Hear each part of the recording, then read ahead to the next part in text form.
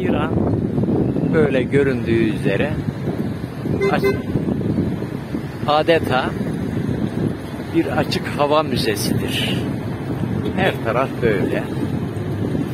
Burada 15. yüzyıldan kalma tarihi Amir Çakmak Camii ve Meydanı.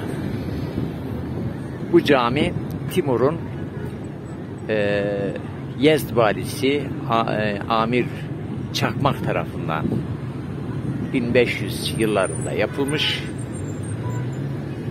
muhteşem bir eser. Görseli çok muazzam. Tabii akşam güneş batacağı sırada burada ayrıca bir ışık görselini görmek mümkün. Güneşin batımı esnasında şu karşıda kenarda görünen kavislerin içinden rengarenk ışıklar burayı süsler, bir renk cümbüşü oluşturur. Böyle çevreyi de göstereyim.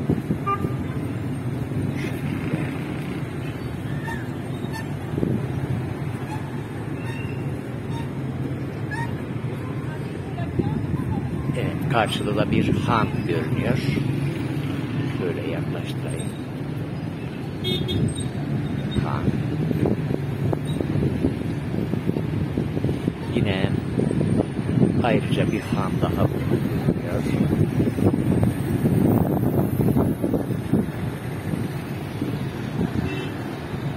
Şurada da yine hemen bu meydanın kenarında han ve rüzgar kuleleri çok yakından.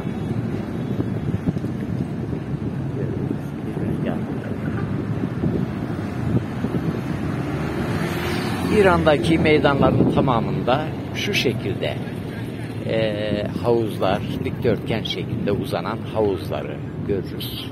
Oldukça güzel. Meydanlar çok güzel, geniş ve temiz. Her taraf tarih kokuyor. Şöyle bir taraftan konuşuyorum. Öbür taraftan da yürümeye devam ediyorum. Bu cami ve minareleri daha yakından göstermek için. Safevi döneminde burası onarımdan geçirilmiş. 18. 19. yılda da restore edilmiş. Şah döneminde ise yine şehir planlaması kapsamında buralar biraz tahrip edilmiş. Ben caminin arka tarafından baktım. Birçok şeyi işte şehir planlaması adı altında yıkmışlar Şah döneminde. Ama son yıllarda gördüğüm kadarıyla tarihi yerler gayet güzel korunuyor. Gezdiğimiz yerlerde tarihi yapıların silüetinin bozulmamasına dikkat ediliyor.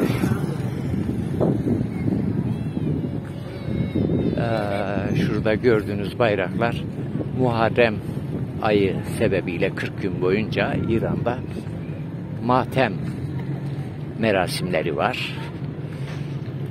Özellikle akşam gece buralarda Muharrem ayı etkinliklerini görmek mümkün. Şu bayraklarda, siyah bayraklarda matemi temsil ediyor.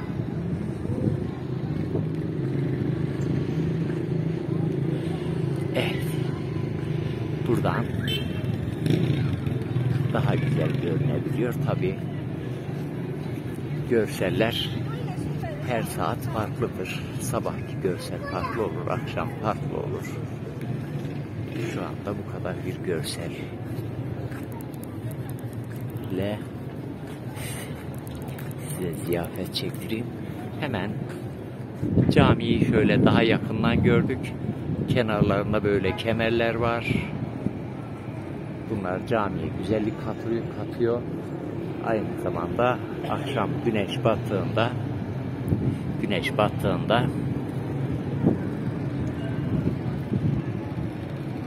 güneş ışıklarının burayı süslemesi sağlanıyor.